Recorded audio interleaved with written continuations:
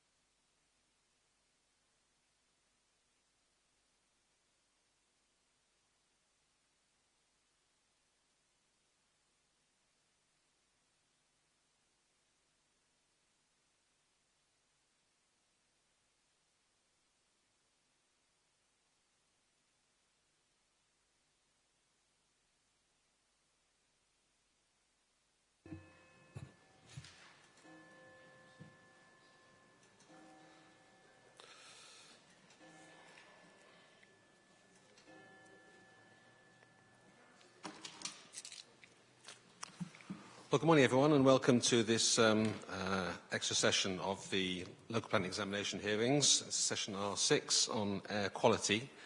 And it's been arranged in part in reaction to recent court decisions concerning the National Air Quality Plan,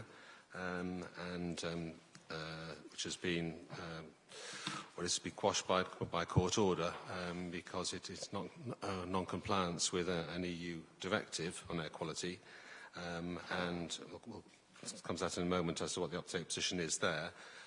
But a few housekeeping matters before we proceed with this session. First of all, asking in the event of a fire, the route of escape is down the main staircase you came up or alternatively, there's another staircase in the room beyond the head of the staircase, and assemble at the front of the building. I'd ask that any phones are turned off or switched to silent whilst we're in session, please. The proceedings are being broadcast by webcam. There's a single camera above the door where you came in, and it's linked to the microphone, so I ask that when you're speaking that you do ensure you speak into the microphone. Needs to be turned on before you speak and turned off after you finish speaking, as apart from my microphone, only one other microphone can be on at a time. Okay, we'll do our usual introductions around the table for the benefit of the webcam and also because there's new people here today. So I'll start with the Council, please. Good morning. Rob Jarman, Head of Planning and Development at Maidstone Borough Council. Andrew Thompson, Principal Planning Officer at Maidstone Borough Council. Good morning. Paul Goodenough, Transport Planner representing Maidstone Borough Council. Morning, I'm Emma Taylor, Head of Commercial for Arriva Southern Counties. Robert Patterson, Commercial Development Manager for Arriva. Megan Thomas, Barrister representing Maidstone Borough Council. Stuart Maxwell, Senior Scientific Officer at Maidstone Borough Council. Tracy Beattie, the Environmental Health Manager, Maidstone Borough Council. Good morning, Paul Ullum from DHA Planning, representing Countryside Properties in respect to site H110. Gary Thomas, CPRE, but part of the team that's got together, put our joint submissions forward. Good morning, John Hughes, representing the coordinating group. Peter Cooling, coordinating team. Stephen Whittaker from Consultants Amy on behalf of KCC. Good morning, David Joyner, Transport and Development Manager, Kent County Council. Brendan Wright, Transport and Development, Kent County Council. John Hobson, Queen's Counsel, representing Kent County Council. Okay. Sir. Yes. If you were still on housekeeping matters, I wonder if I may raise a programming point at some stage. Would now be a convenient moment? Yes, indeed. So I know we're here to deal with this session that's been arranged to deal with air quality. But one matter that we're rather concerned about is whether we'll get an opportunity to revisit one particular topic, the topic that I raised on day one of this inquiry, you may recollect, where I made various submissions to you about the Council's failure in respect of the duty to cooperate. And the matter arose specifically in relation to the Maidstone's Council's commissioning its own ideas and ignoring the so you can speak a little bit in the microphone. I'm not sure they're catching it. The basic problem was that we drew attention to the fact that the Council had gone off and done its own thing rather than followed the course of cooperation through the Joint Transport Board. And we did acknowledge that the situation was capable of remedy, but that all involved consideration of an early review. I drew attention to the decorum case in that regard. At the end of the session, sir, you indicated that this should be an action point and that the Borough Council should address the matter. And I noted three specific points that you said they should consider, that is, in relation to a review, what it should be, when it should take place, and what it should cover. And your words were, I noted them specifically, there needs to be, from the Council, something fairly upfront. Now, all we've had, I believe, in relation to this is some revised wording, not even any policy change. And in our view, what's occurred is grossly inadequate and doesn't meet the point and doesn't respond actually to the questions you raised. So at some stage, we'd like to have the opportunity to elaborate those deficiencies. There doesn't seem to have been an opportunity in the programme hitherto. I noticed you've got a session this afternoon on implementation and monitoring, whether it would be appropriate to interpose into that session and to address you further on it. But at the moment, that seems to us to be a problem that remains yet to be resolved. Okay. I mean, the question of the plan review is a matter that's going to be included in this afternoon's session. There's At present, there's a vision on review at the end of the plan, and we're looking at ways to amend that because of the points that have been raised about the need for review, both the timing of such review and also the whether there should be a policy in the plan which sets out the matters to be covered by the review. So that is the matter which I'm seeking to address then. I think there's a possibility that, because it is a matter that the County Council has raised, that you could be included for that part of this afternoon's session, if that's convenient to you. It is, but we're available, and it would obviously suit us, and that would be a convenient moment indeed if we can get involved to that extent, at least in that session. Okay. Thank you, sir. Mr. Chalman. So your microphone's not on, sorry. Mr. Hobson, could turn your microphone on. That's fine from the Borough Council's perspective, but could I just understand the connection specifically with the duty to cooperate? I believe that Kent County Council's point was about the number of in-commuters from Tunbridge Wells. I think that's what Mr. Reid said. So would it be specifically around that? So your microphone hasn't come on. Yes. Well, they're covered in the submissions we made earlier, and Mr. Reid indeed did clarify that aspect. Yeah. I mean, on the question of duty to cooperate generally, I think that there are two aspects of the duty to cooperate. The one is the kind of the legal duty, which is whether there has been a kind of active cooperation between the relevant parties. The other concerns really kind of the outcome of that, and whether there are soundness issues arising from what the cooperation has kind of produced. And on the I think on the first point, I'm going to be issuing some interim findings shortly, but I'm likely, as part of that, to say that I consider that I've concluded the legal duty in terms of cooperation has been satisfied. There are some issues with some aspects of the outcomes of those which are to be addressed under kind of soundness headings. And I see this essentially as a point that it relates to the soundness of outcomes rather than the legal parts of the duty. That's why I thought something to come back and say that we wanted it both ways, of course. Although I've only referred to the duty to cooperate in my brief comments this morning, we coupled that with issues in relation to soundness, and those points still are very much in play. Okay. Mr. Cooling. The coordinating team raised the issues about timing and content of the review, so may we please be represented this afternoon as well? Yes, I'm happy for that in relation to that part of the agenda. Yeah, we'll deal with that matter first, and then we'll go on to the detailed of the other monitoring aspects. Okay. Ms. Thomas. Sir, if we could see anything in writing before this afternoon, that would be helpful, just to clarify exactly under what heading the objections are being made.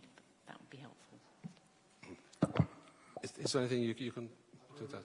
No. Okay.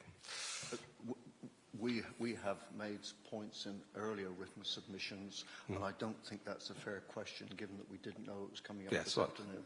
Yes, I understand the point, but I think we'll have to deal with it in oral in discussion and point to the matters which have been raised before. Okay, so I'll just recap where we are in relation to then the air quality matter to introduce that. So it refers back to challenges to the National Air Quality Plan, and the court order, which was issued in November, specifies that the current National Air Quality Plan remains in place and should continue to be implemented until a modified air quality plan is adopted, and that DEFRA is required by the courts to publish a draft modified plan by the 24th of April next year, and to publish a final modified plan by 31st of July 2017. This is also in the context of legal action being taken against the government by the EU Commission.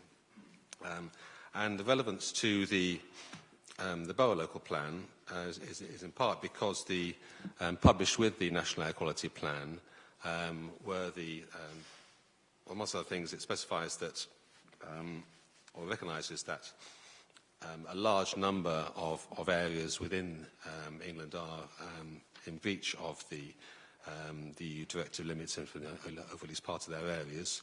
And in this context, the South East is one of those areas, and Maidstone Town is one of the areas which has an air quality management area defined for that reason. And the published with the National Air Quality Plan were a series of measures which are proposed specifically for Maidstone and which I think arise itself out of that air quality management plan from 2010. And the implication of that is that it's to look at essentially whether what implications it's comply with the directive and then any likely changes to the national plan would have for Maidstone, and this is particularly in relation to road traffic and the nitrogen dioxide emissions, which are the particular matter which is in breach of limits and has been identified some time ago. And that relates not only, obviously, to new development proposed in the plan, but it's also an issue in relation to existing traffic in the town, and whether the relevant measures in the plan to address that as well. So I say, as with other sessions, there's a written agenda has been issued in advance of this session, which includes issues and questions. And I've had written statements in response from several of the today's participants to the questions which are raised there. So we'll go through that agenda in the order set out. And I may have some supplementary questions, or maybe people may want to respond to other matters which have been raised. So in the written agenda, it sets out some of the background of the court case and also national policy and guidance, in particular the National Planning Policy Framework, which provides that planning policies should contain compliance with and contribute towards EU limit values or national objectives for pollutants, taking into account the presence of air quality management areas and the cumulative impacts on air quality from individual sites and local areas. Planning decisions should ensure that any new development in air quality management areas is consistent with the local air quality action plan. And there's further advice in the National Planning Practice Guidance in relation to local plans and how air quality can be affected. There's the contents of the Air Quality Directive itself from 2008 and the National Air Quality Plan, which was issued in 2015. And so there are 33 measures listed in the Air Quality Plan in relation to Maidstone in the South East. And amongst other matters, they include references to measures such as traffic management, public transport improvements, modal shift, park and ride, and reference to the preparation of an air quality supplementary planning document. The measures have start dates ranging from 2011 to 2014 and were drawn from that 2010 action plan. Another aspect of what the National Air Quality Plan has raised specifically, one measure was the introduction of clean air zones, and the National Plan, I think there's some, for London and 5 other cities were proposed as places where there could be clean air zones.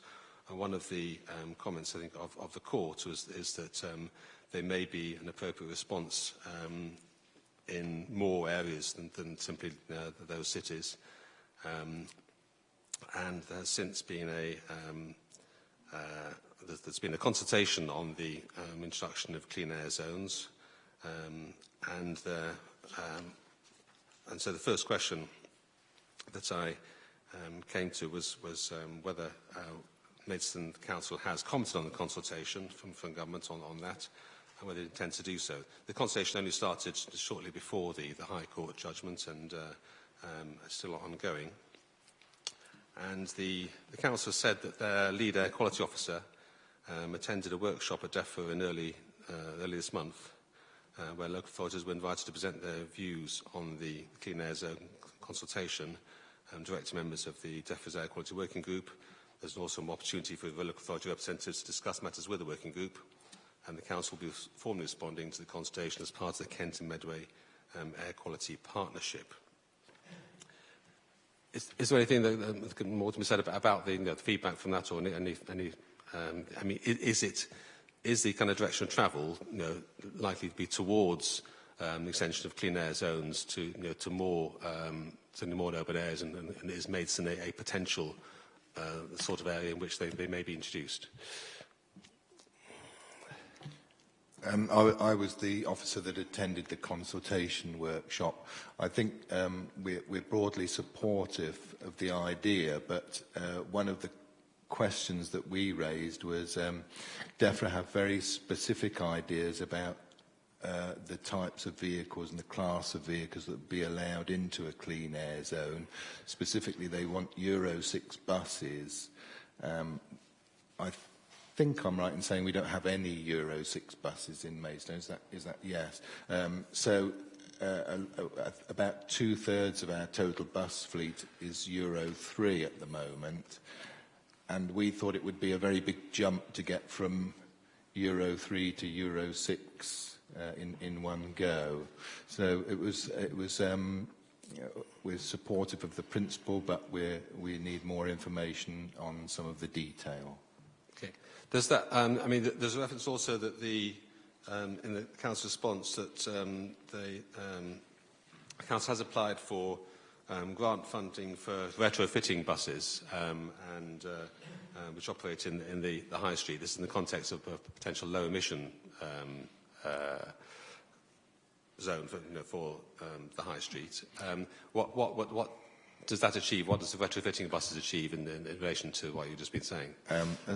As far as we're aware now, the retrofitting with catalysts and particulate filters is so good that a Euro 3 bus can be brought up to the standard of a Euro 6 bus at a cost of perhaps £15,000 or something like that. So we've just applied to DEFRA for £100,000 to retrofit something like six buses. Mm-hmm. Okay. I think I've seen elsewhere reference to I think in Brighton they introducing a low emission zone in a street in which most bus routes go through in Brighton, and the intention there is to essentially to achieve that, or to if it's the same standard they're trying to achieve, that all buses in the city are going to pretty much are going to have to achieve that standard, and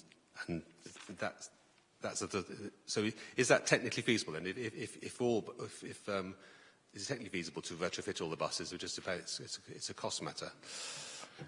Yes, there's a question of where the money comes from. There's also a question of some of the buses are, if they're very old and the engines are worn, they don't tolerate the retrofitting process very well. Mm-hmm. And there's also an issue of we need to look at what the service life remaining on the Euro 3 buses would be anyway, and what the bus company's plans would be to replace them anyway. We don't want to spend money on a bus that's going out of service in 12 months. So. Mm. Okay. And the bus company wants to comment here. Thank you. Just to clarify where we are at the moment, we have 42.5% of our fleet in Maidstone is Euro 5. 5.5 is Euro 4 and 52% is Euro 3. We are currently looking to have at least 7 or 8 brand new vehicles which will be Euro 6 in next year. Our financial year runs from January to January, so we'd be looking to get them in fairly early doors next year, so they would be Euro 6, as will any other vehicles that we'll be purchasing. Okay. And what's for how many vehicles do you have altogether, and what's the kind of usual turnover of? Our fleet at Maidstone, we've got a fleet of 73 vehicles. A single deck, as we normally keep a single deck in our fleet for 15 years, double deck 16 years, and that's mainly because of the high purchase price of the vehicle. In the last couple of years we have made major investment in Maidstone. For example, we've got 11 hybrid vehicles, and as Emma said, 42% is at Euro 5. The other thing is we're always looking to do cascades where we're introducing kind of vehicles that where we've invested elsewhere, but that frees up newer, older vehicles that we can get rid of older vehicles. So, as Emma said, we have got Euro 6 vehicles, some Euro 6 vehicles coming next year. So. And do most of or even all your routes come into the kind of high street area at some point? Yes, the main market that we have is taking people generally to and from to Maidstone. Yeah. Okay. Mr. Hughes. Put your microphone on, please. Yes.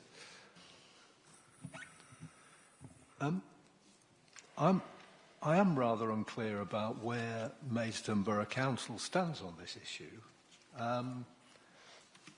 For a start, as I understand it, the consultation on the Clean Air Zone closed on the 9th of December. Maidstone Council haven't made a response to that. With the greatest of respect to Dr.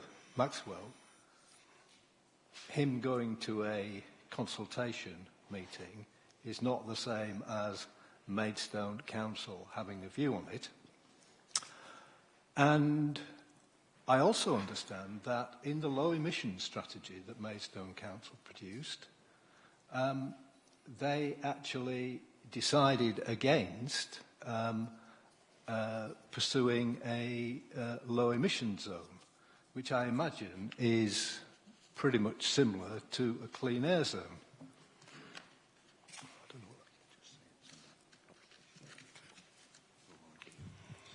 It's in ORD 046, I understand.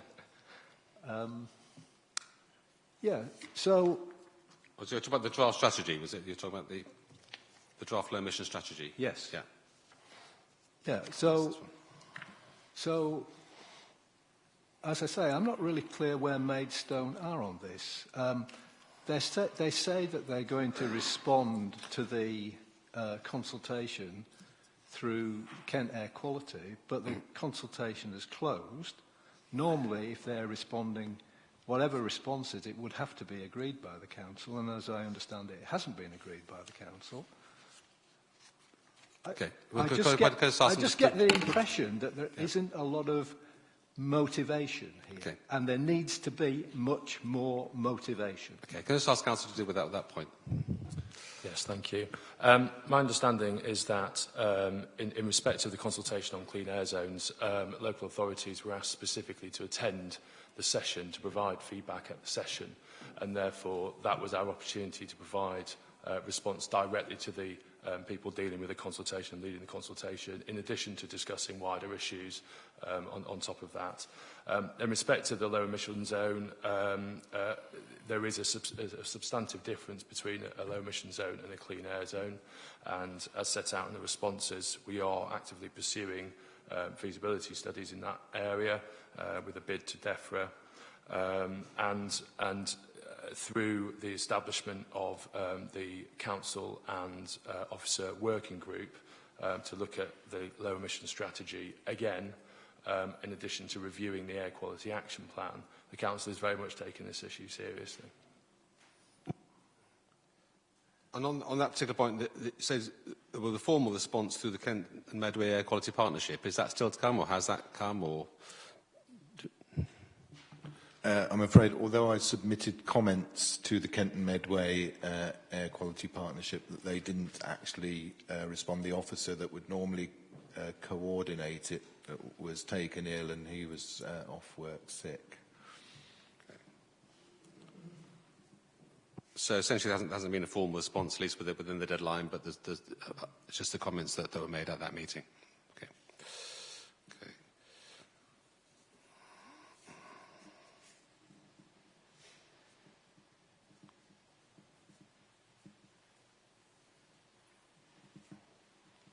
Ms. Cooling? I do have a couple of questions, but I'll only ask one in this bit, if I may. May I ask when the joint group of members and officers to look into the working party to look into air quality, when was it established and when has it met?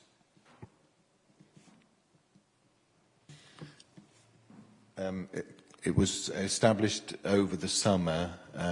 We had our first meeting about 3 weeks ago, I think, and the second meeting is actually happening at this very moment. So today? Yes, this morning, yes. Okay. Ms. Cooling, yeah? On that, just a side comment, there's no evidence of that on the web, and no doubt residents of Maidstone would welcome seeing the evidence, and maybe they could even be webcast. But the next question, if I may, Mr. Inspector, we've heard about Euro 3, 5, 6, and so on, and no doubt I'll have to bow to the senior scientific officer.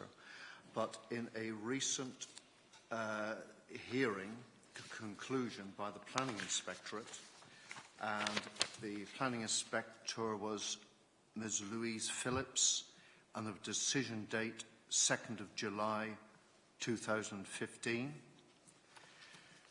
She in fact concluded that the appeal against the turning down of a planning application should in fact be refused, and one of the two main grounds was air quality, and the expert witness at that had actually said that the standards that DEFRA have issued to characterise Euro 1, 2, 3, 4, 5, 6, whatever they are in fact severely flawed.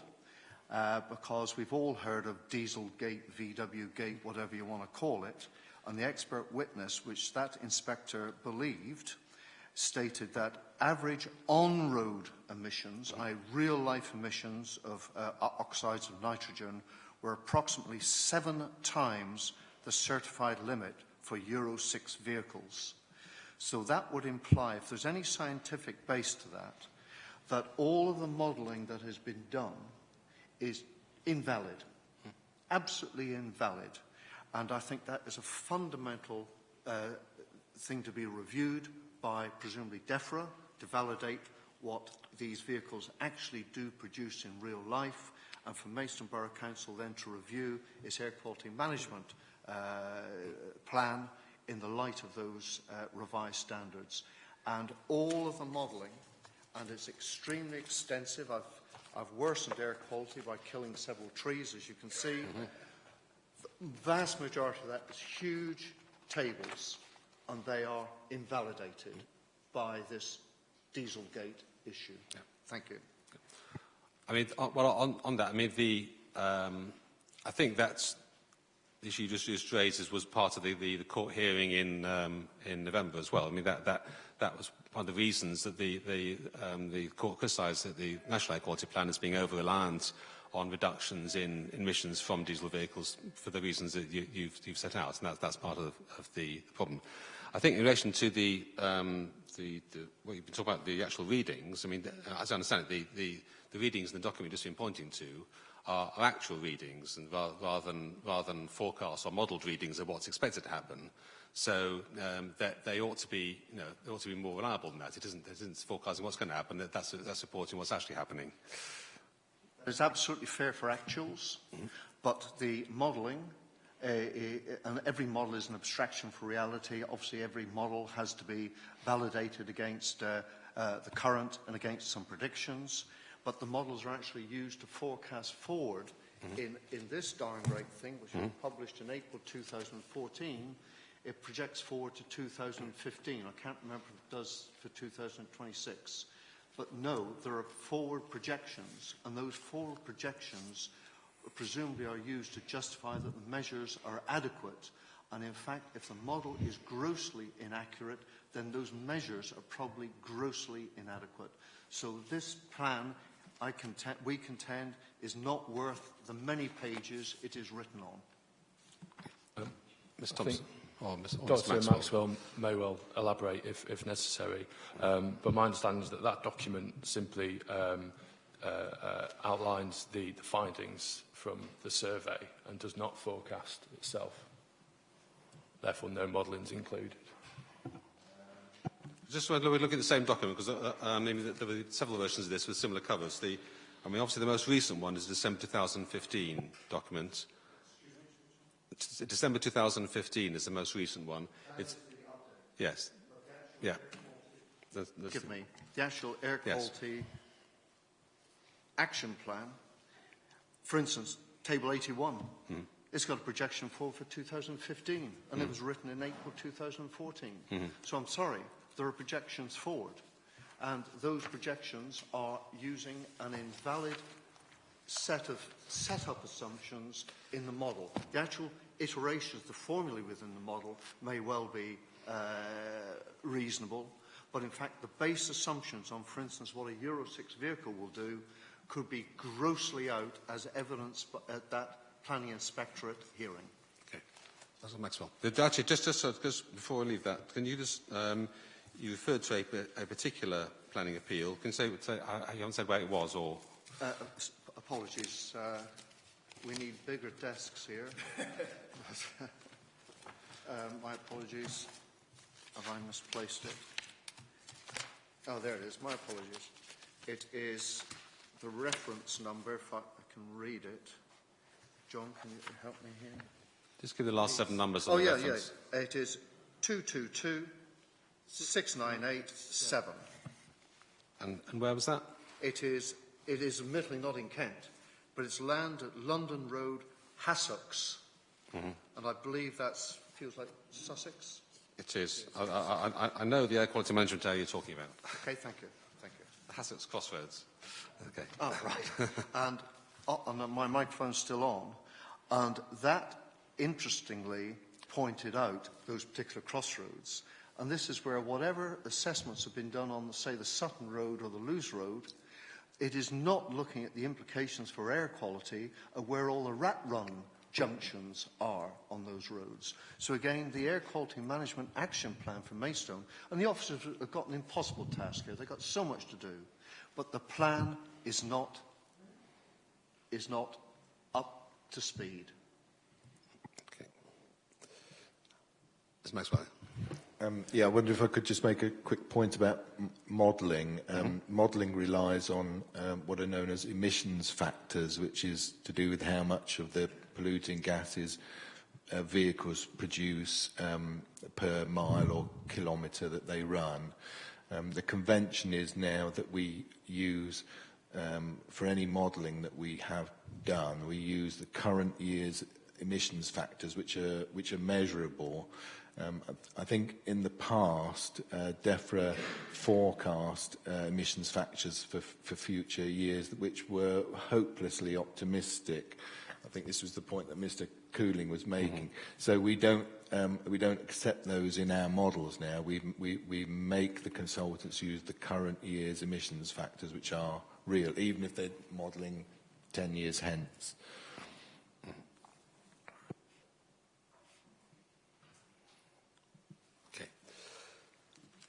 Right, let's move on then.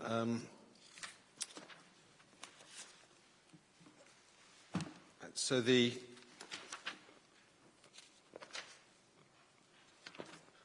next point was the letter that was sent to the council by the DEFRA last month, and the Minister was asking whether there were any specific local challenges to proving hard to resolve in Maidstone. She asked for an update on the Council's plan to reduce pollutants in the air quality management area to compliant levels. She sought to remind the Council it had powers to establish a clean air zone on a voluntary basis, and to refer to the recent launch of a round of air quality grants, for which all local authorities are eligible to bid. So I asked how the Council intended to respond to that letter.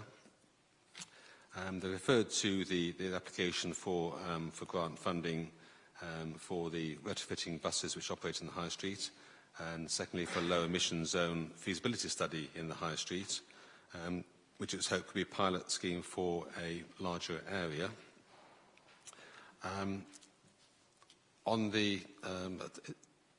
is that the kind of the full response to the government's letter, or are there other matters such as things which are proving difficult to resolve, or the other questions which were asked there, which the Council is responding to? Mr. Thompson. My understanding is the letter still has not been sent to the Minister. The response hasn't been sent to the Minister. There may well be additional points to be included, but clearly it'd be a corporate response on behalf of the leader. And I understand that we're happy to provide a copy of that letter to you after it's been sent. Okay.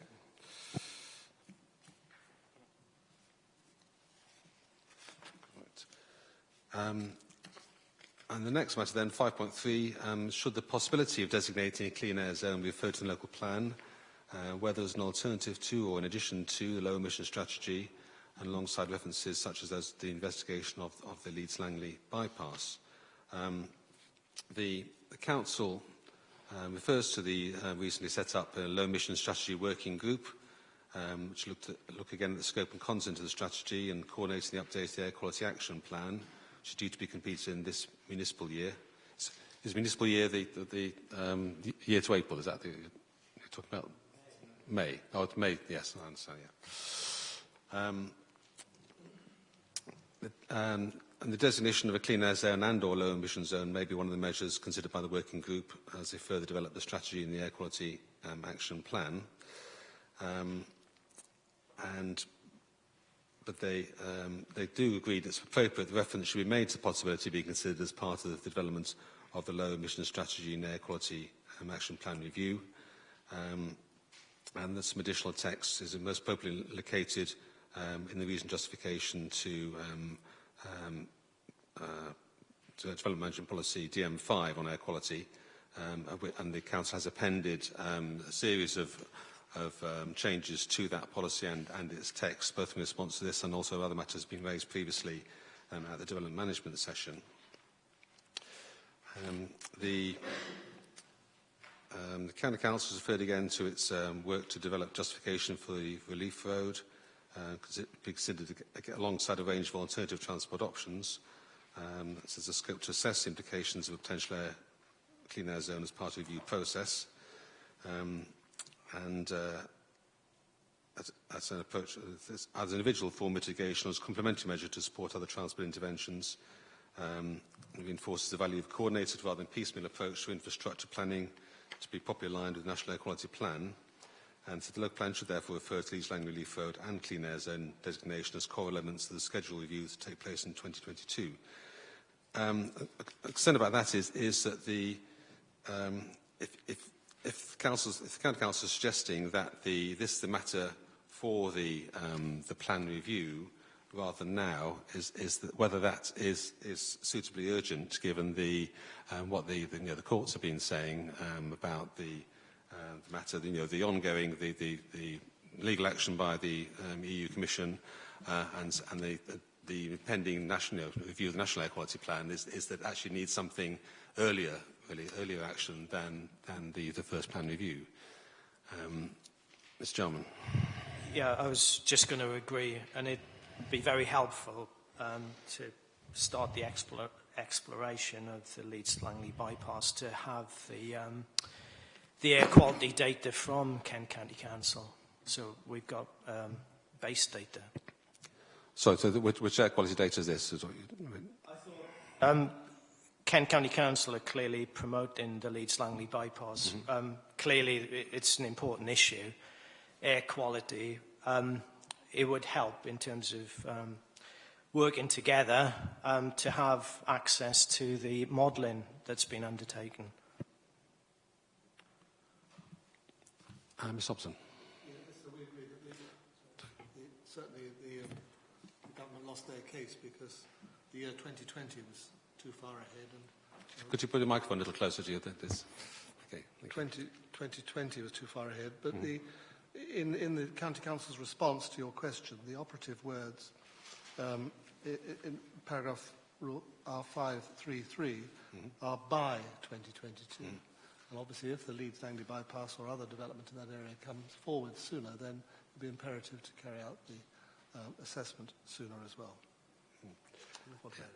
Well, But I think it's still a question of kind of decoupling it from the outcome, because if action is needed earlier than 2020 because of the court's case, then there has to be a method other than the whole plan review to achieve that.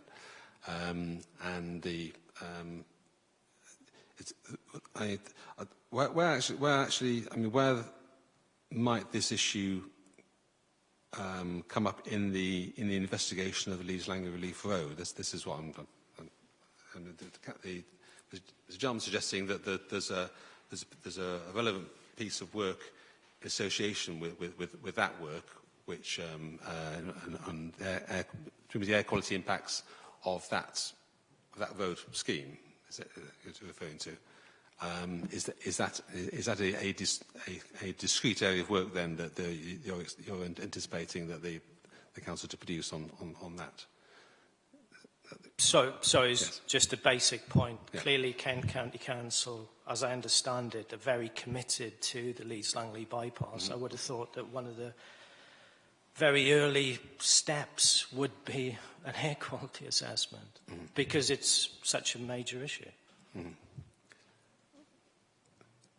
Mr. Johnner. Briefly comment. Yes, I think we set out the programme to the work for Leeds and Langley bypass at the previous transport session. We haven't done air quality assessments yet, but that will be part of the environmental assessment. I think first off, we have the options testing, so we have to determine a route. We then have to provide the modelling. But certainly we agree it is a key issue for Maidstone, and we will work towards providing information as soon as we can. I mean, it does seem that you have to work out, what the options are for building a road before you can start saying where you need to. It seems that it's logical that you need to work out where the route might be before you can start assessing the impacts in terms of air quality and everything else.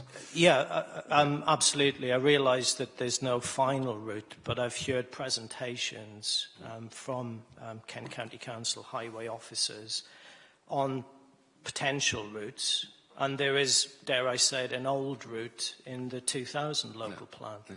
So, yeah, I realise I think there are several old routes, because the routes in the parking strategy had a route, and there are lots of routes. True. Yeah. But there are a number of routes which have been mentioned in the past, and as I've mentioned a number of times, so at the examination,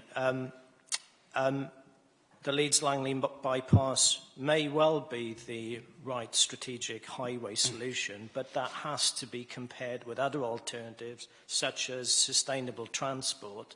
But one of the, to my mind, key sort of determinants of what is the best and most reasonable strategy is air quality. So I could understand it if modelling hadn't been finalised, but to have no modelling at all or no actual date for when it's starting, that's the bit I don't get. Okay. Mr. Joyner? Yes, just very quickly. I mean, we've obviously done modelling that does include Leeds and Langley bypass at the overall level through the VISM. And that gives an indication of the level of traffic relief out of Maidstone town centre and the key routes that we are talking about. So I would have thought from that we can make a fairly good assumption in terms of the emissions coming from that subsequent future traffic flow along that route and other routes in the town. As I said, that work hasn't been done at the moment, but we're certainly happy to provide it as part of the environmental assessment and to contribute to the work that Maidstone Borough Council have said they will do. Mr. Chairman? Sorry, I wasn't aware of that. Can I just have clarification of what new development has been factored into that work?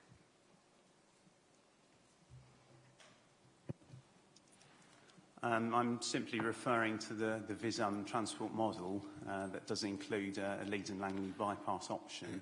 I mean, the modelling that's been done, there's been modelling done with the local plan developments to 2031 and the road. There hasn't been any modelling of that road with any additional developments. I mean, that No, not has been itself, referenced no. in the past. I'm talking about the Yes, current air yes, quality yeah. management action area in Maidstone Town Centre and the key Yeah, radials, not for the Leeds and Langley area itself. Yes, I understand that. Okay. But the actual traffic modelling of it has only assumed that the development which is already in the local plan. It has been some reference in the past to whether other development contributions will be needed from additional development to partly fund it. Mr. Cooling. Thank you very much. Pleased to hear about the modelling, because even if the route isn't precise, it must be approximate enough to actually look at the traffic it would draw away from other key roads. But in terms of this very welcome urgency that Maidstone Borough Council is now endeavouring to inject into air quality, it is a huge contrast with what has been the situation over perhaps the last 10 years. And even this working group that's been set up, in a sense, I suppose, speaking for myself, I personally am slightly surprised that perhaps the whole of that working group isn't in the audience today to hear how serious this subject is for Maidstone, because in the MPC... Well, I think we heard another meeting. Which is, well, I think that may show their priorities are wrong, because they could have met tomorrow, the day after, and come along here. But in Maidstone Borough Council's own submission, the Low Emission Strategy, ORD 046, they state that the particulates less than 2.5 microns gave rise to 5.6% of deaths. Presumably the larger particulates added to that, and presumably the noxious gases gave other medical issues. This has been a huge issue for Maidstone. I don't know how many planning applications there have been in the air quality management area over the past few years, but I'd lay a bet it's in the thousands. How many times can we recollect that air quality was raised by other than a couple of exceptional councillors, perhaps, and I can think of Councillor Prendergast, and I can think of Councillor Powell. Apart from that, it's been, I'm going to say, total silence. I'm sure I'm exaggerating, but total silence. So this Damascene conversion is extremely welcome, but getting more and more cynical as I get older. Why has it happened now? Because you're here, Mr. Inspector, or it was known that you were going to be here. So it's very, very welcome. But where is going to be the actual actions coming out of this? The plan is out of date, the management plan. It was based on 10,080 houses in the 20 years up to 2026, 500 a year. It's way out of date. And therefore, I make the plea, whatever you will say in your report, or however policies may be changed, it is action, measurable actions, that the residents of Maidstone need to see. And as for the Leeds Langley Relief Road, the coordination team does not have a view on that, but other than saying that we do not believe that that will be a panacea, and in fact we see potential dangers 10, 15, 20 years down the line when a major road such as that is built, unless it's protected by, say, green belt either side, then they'll be building up to it and beyond it, and we will have a huge conurbation here in Maidstone with more air quality problems. So thank you for listening to that, but the Damascene conversion, very welcome, but the proof will be in the actions we actually see on the ground. Thank you. Okay. Ms. Hughes, brief word then. Thank you, sir. Yes, going back to your point about urgency, which I think is the fundamental point, I think the people of Maidstone would like to see a lot more urgency on this. I think it's absolutely necessary. There has been a lack of action, and over that period and in the future, we are going to get lots more traffic from lots more new development, which are going to have an impact on air quality hotspots. For example, the Wheatsheaf, for example, North East Maidstone, the Hermitage Lane and the A20 and the N20. As far as I'm aware, there's been no modelling of the, or even assessment of the cumulative effects on particular hotspots of all this development. And as we have said in our paper, sir, our view is that in relation to these hotspots, there should be a moratorium on development until an effective air quality action programme is put in place. And that is going back to our discussion about low emission zones and clean air zones. That is what concerns me about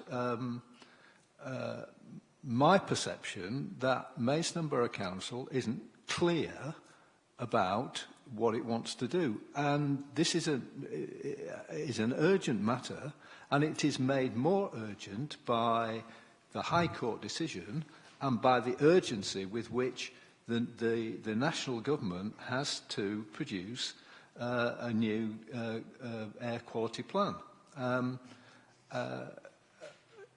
And I will leave it there. I think your point about urgency is absolutely right. Some action needs to be taken before the 2020s. Okay. Mr. Chairman.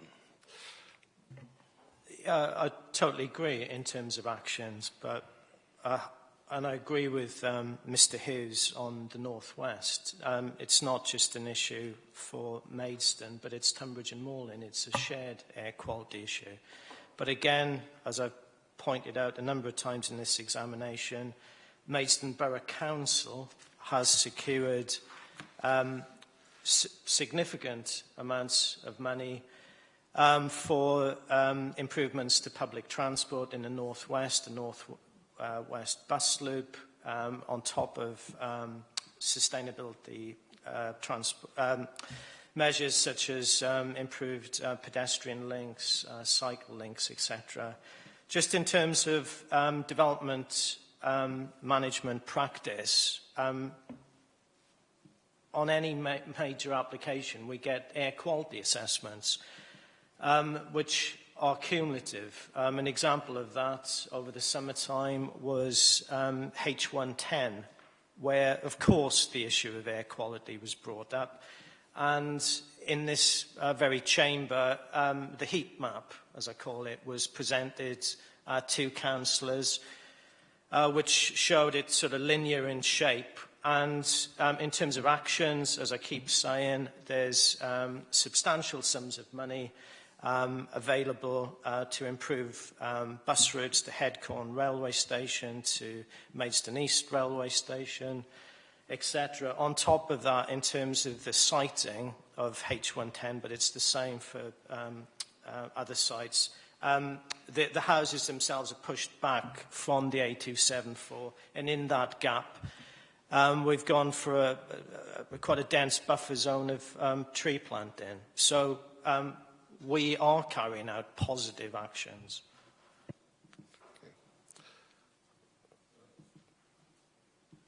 Okay, Mr. Hughes.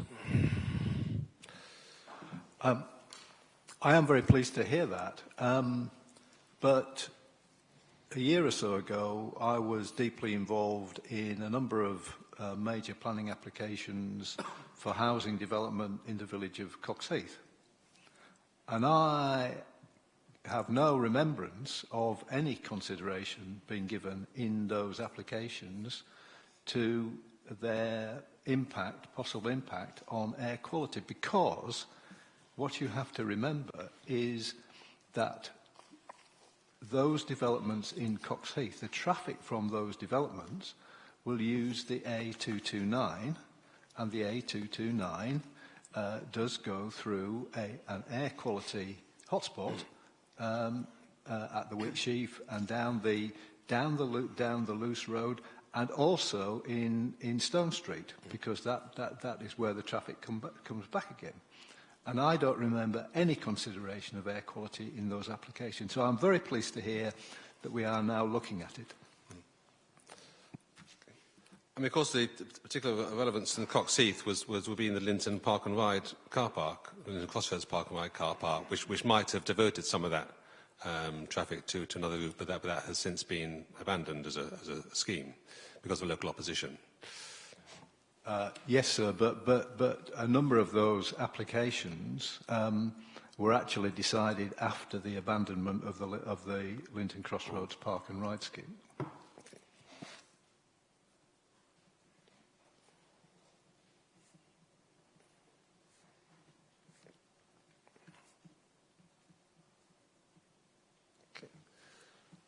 Right, we'll move on then, I think. A number of matters to get through still.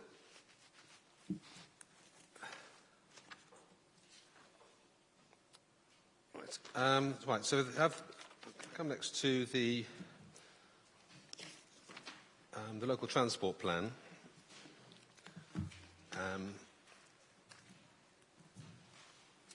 And we have as we discussed before, we're in this point of transition between the present local transport plan, 2011 to 2016, and the consultation on the County Council's LTP4, which is to cover from the end of this year until the end of the local plan period.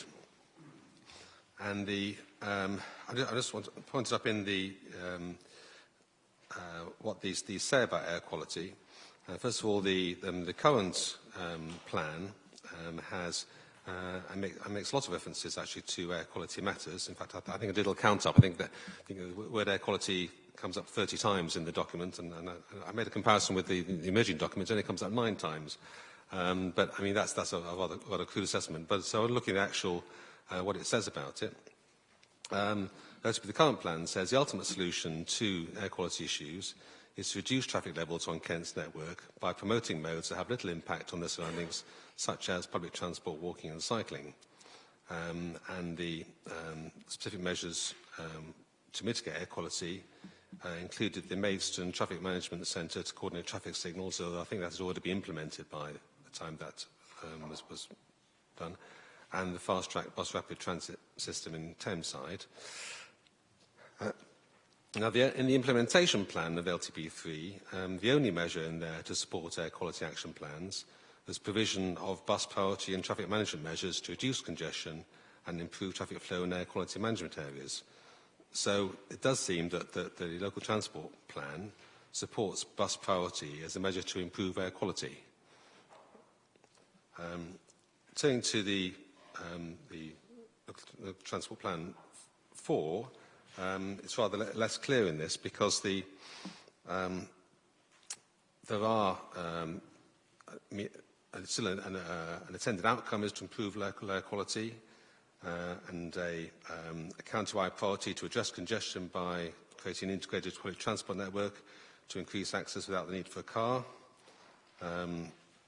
There's the first to the Maidstone air quality management area in the context of peak period congestion, and comments that the Bridges Directory scheme made relieve congestion, but traffic growth elsewhere in the network is expected to worsen delays for road users, especially on the southeastern and northwestern corridors.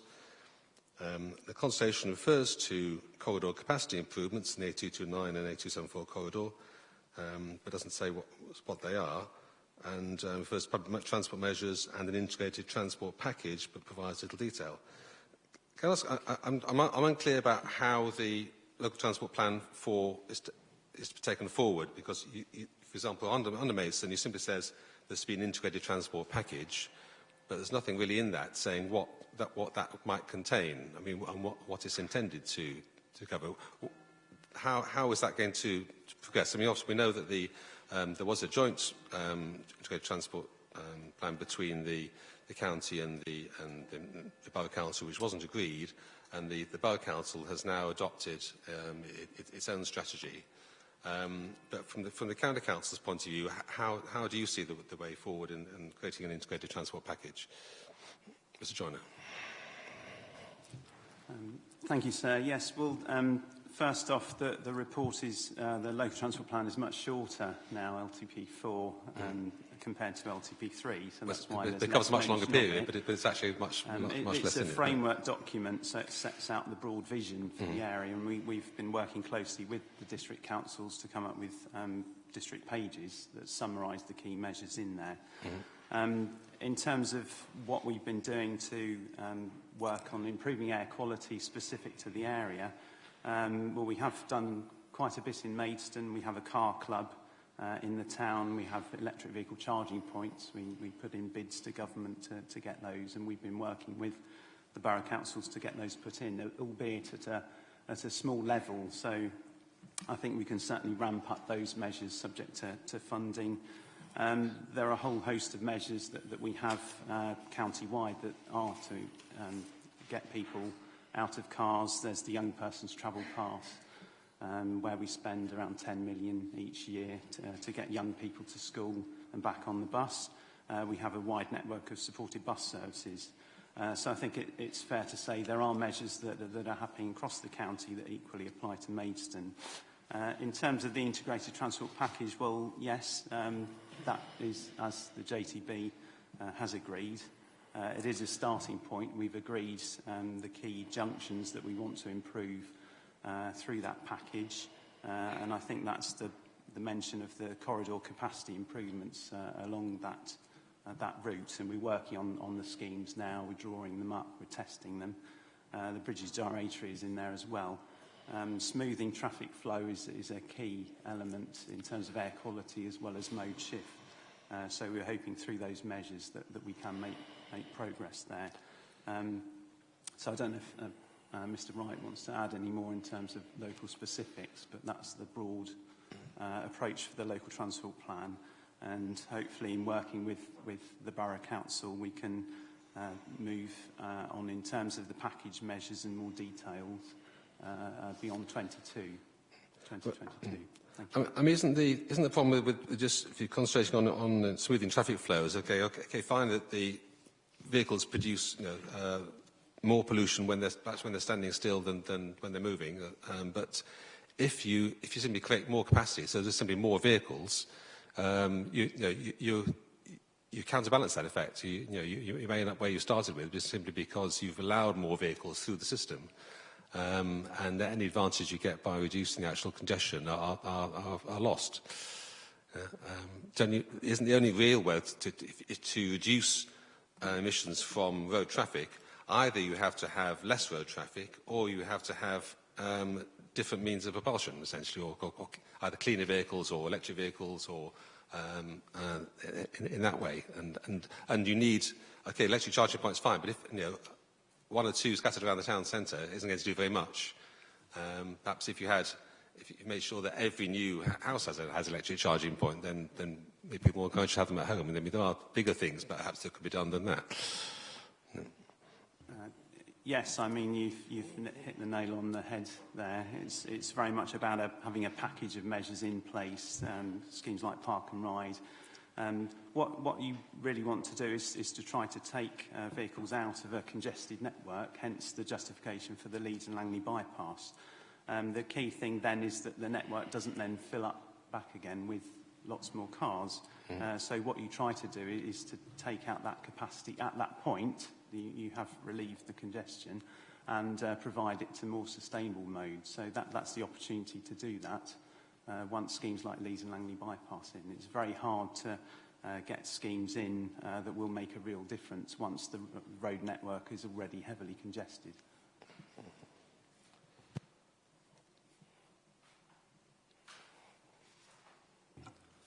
If I may just add, yes, Mr. Joyner mentioned that the Borough and the County Council had some engagement in the development of this sort of draft page.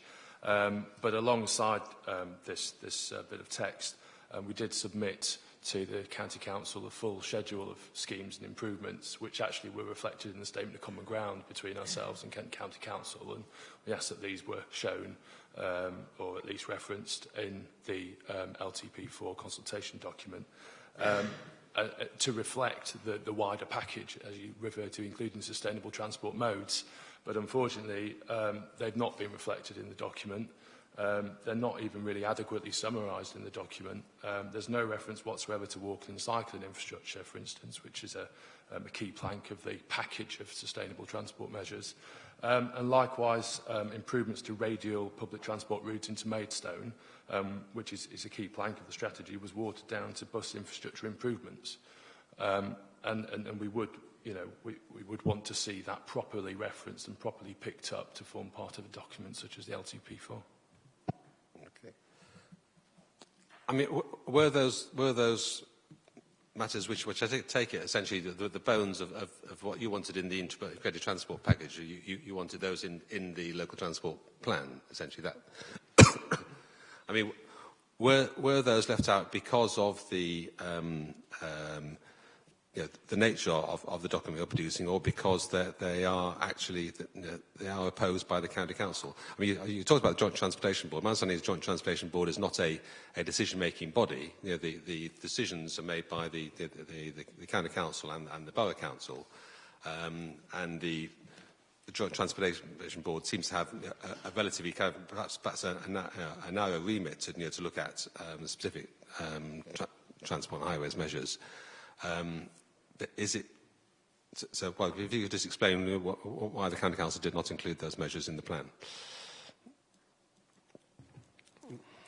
Thank you, sir.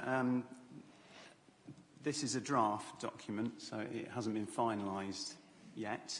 There are lots of measures to promote walking and cycling in there. I hope I wasn't involved in the detail in terms of this specific page and what is in, what isn't.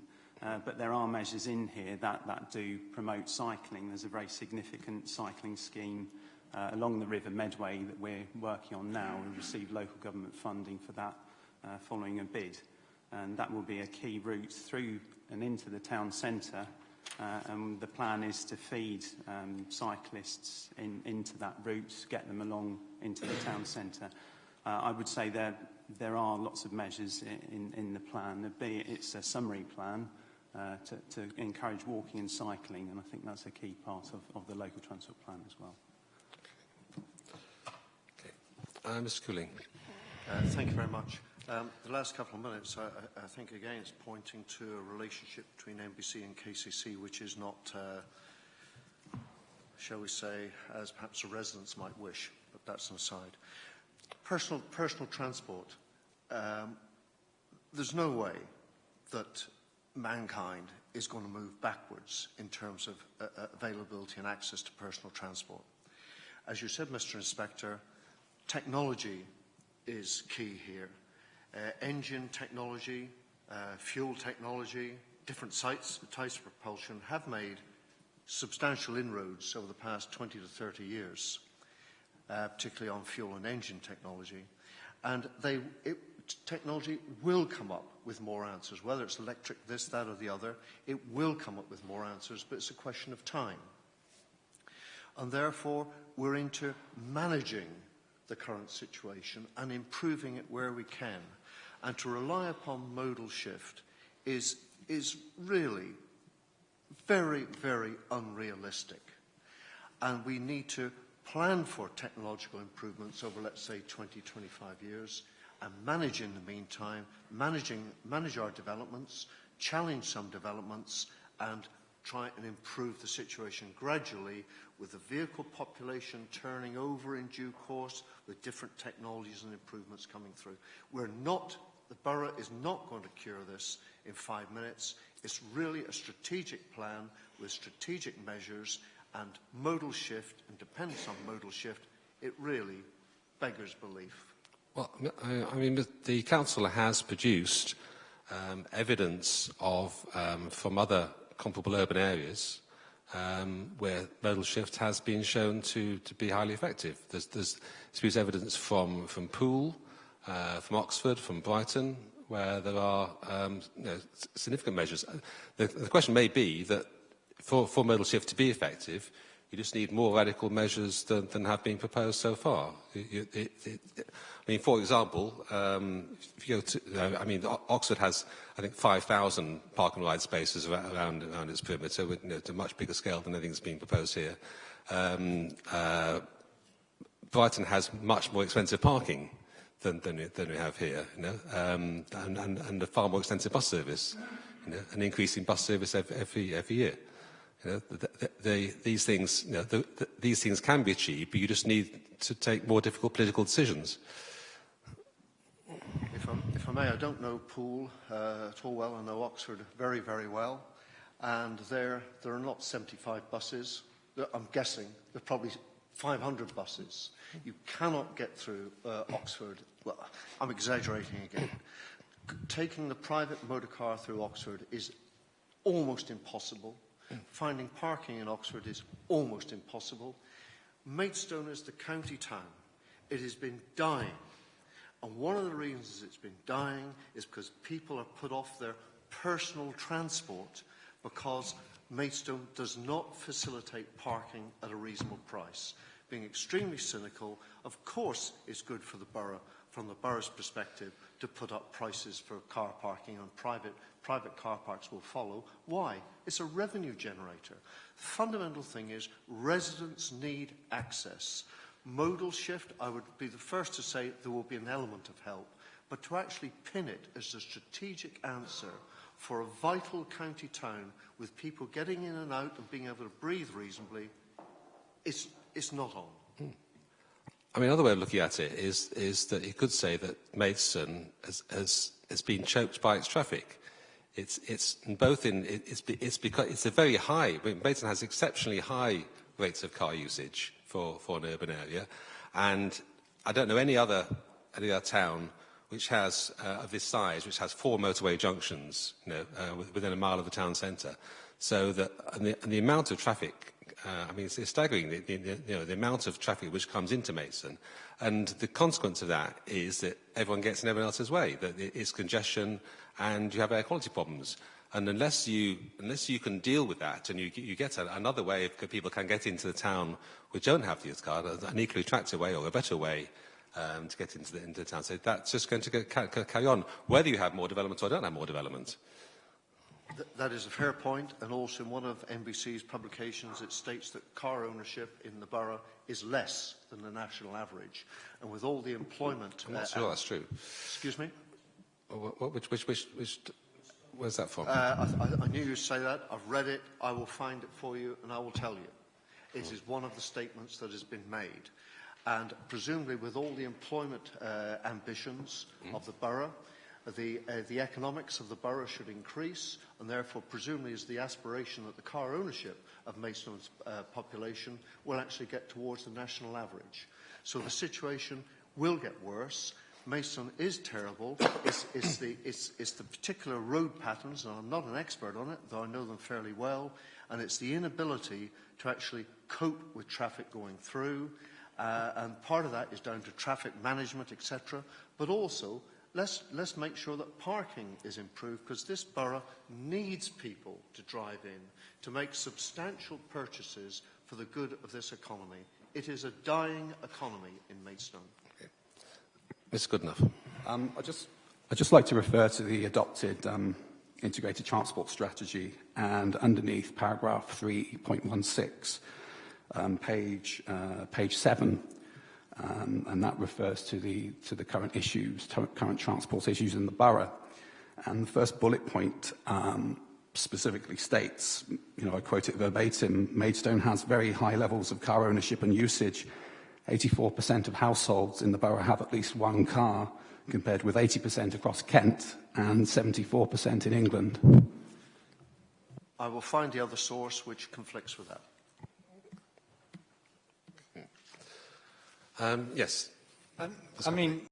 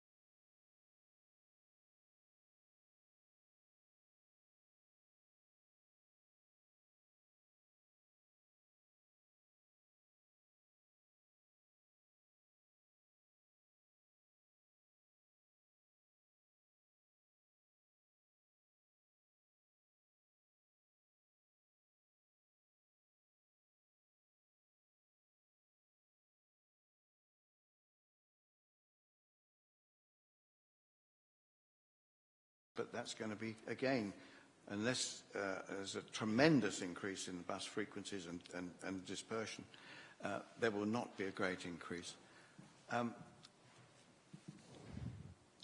Gerald Taylor-Maggio mentioned the problems of Langley and the Langley bypass. I don't see the Langley bypass being built for at least probably 10 years before it's operative at best. The case for it is not too strong, and once it's built, as Taylor-Maggio said, there will be increased development along there, but there will also be a huge amount of traffic increase because new roads always bring about more traffic. And it's not just people, people start to drive further because they can get through quickly. More people would drive because they know that they're able to do it and don't take the bus. It probably will be and of course more development on the road itself. So it's likely to be as much a step backwards as it is forwards. It's one step forward, one step backwards in that respect. So I think we have to be very careful. And moving on to specifics in this case, I listened to the planning committee when the Langley sites came up, and I thought it was a deplorable debate. One of the interesting things was that the members of the planning committee appeared to listen to their own consultants, Mott MacDonald, over and above those of Kent County Council. But it so happens that the Mott MacDonald study doesn't even mention the word air quality anywhere in it. It is entirely about bus preferences at single junctions, a number of different junctions. Air quality was certainly not mentioned. It was raised by two members of the planning committee who've already been mentioned, and then it was entirely forgotten. No officer raised anything about air quality whatsoever. And I respect the fact that air quality has come up in its level of importance relatively recently, and quite recently become a real determinant. But there's no question that the 3, 4, 5 Langley sites together, but one's already well built on, will contribute enormously to the current air condition at places like the Wheatsheaf. It's known that the Wheatsheaf exceeds the limits by a very considerable amount. That ought to, under the present circumstances, say those planning permissions should not be given. They should be refused. Because we know it's going to increase the air quality problems at the Wheatsheaf at least, and there will be other junctions as well. Thank you, sir. Okay. Mr. White. Thank you, sir. Just a quick point, really, to come back on the points raised by Mr. Lulham previously, where he alluded that the County Council has adopted a slightly different approach with regard to Maidstone than it has elsewhere in the county. I certainly don't believe this to be the case. The examples that were quoted in Canterbury and Thameside and elsewhere, they are places where there has been a worked-up and strategic approach to mitigation developed that clearly the County Council has been able to endorse and support.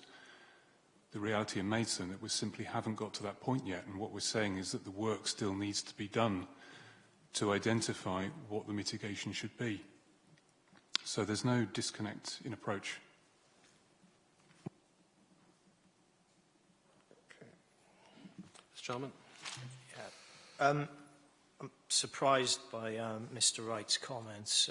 As you know, sir, Mott MacDonald, independent traffic consultants, came up with possible options for improving the A274 corridor. That's clearly a worked-up scheme, but the reality is that KCC highways, particularly in the southeast on H110, have just not engaged. They have just objected. Quite often, for instance, many planning applications we consult parish councils on. And just as an illustration, sometimes parish councils say, right, we object to this. However, if you're minded to approve, in terms of being constructive, we would look for these heads to a Section 106 and these conditions. It's quite normal. But there's been a point-blank refusal to engage in anything positive around particularly H110. I agree with you, sir, and what Cheryl DiMaggio said about maximising the use of existing capacity. You know, it's not always the case, but there is a danger that the more capacity you create, the more it gets used up, and all the environmental damage that goes with it. Although, just a specific point, going back to the local transport plan for all of Kent, and Kent is still, you know, has large areas of countryside, rural areas with villages, and you know, Maidstone's no different. And just picking up on 2 points that Mr. Coolin raised, what we're trying to do, and Staplehurst is a good example of this, is that more houses create more potential customers. At the moment, apart from the sort of school traffic, I know that Arriva find it difficult running viable services to and from the villages like Staplehurst, Marden, etc. So Staplehurst recently, we as a Borough Council, again through Section 106 agreements, got considerable amounts of money to improve services to Staplehurst. But my last point is, perhaps quite rightly, we've concentrated on the commuter market, and people have opined about what's going to happen in the future. Looking at national demographic projections, and what's happening now is that the population is ageing. Now, I know there's this argument about everybody having an electric car in the future, but the fact of the matter is more and more people are getting older and they're in ill health. They can't drive cars, unfortunately. Lots of people older people have cataract operations. They are dependent on bus services.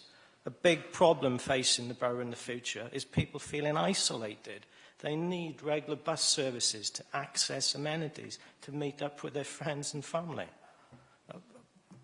But I can't see anything positive in the LTP4 on Maidstone in terms of public transport. It's a big borough.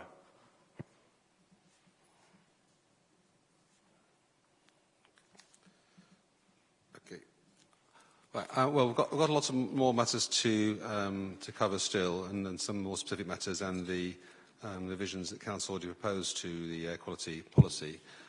So I'm just we're going to have a pause now, just for a 10-minute break, and then we'll resume with that. So resume just before 1:45. Okay, thank you.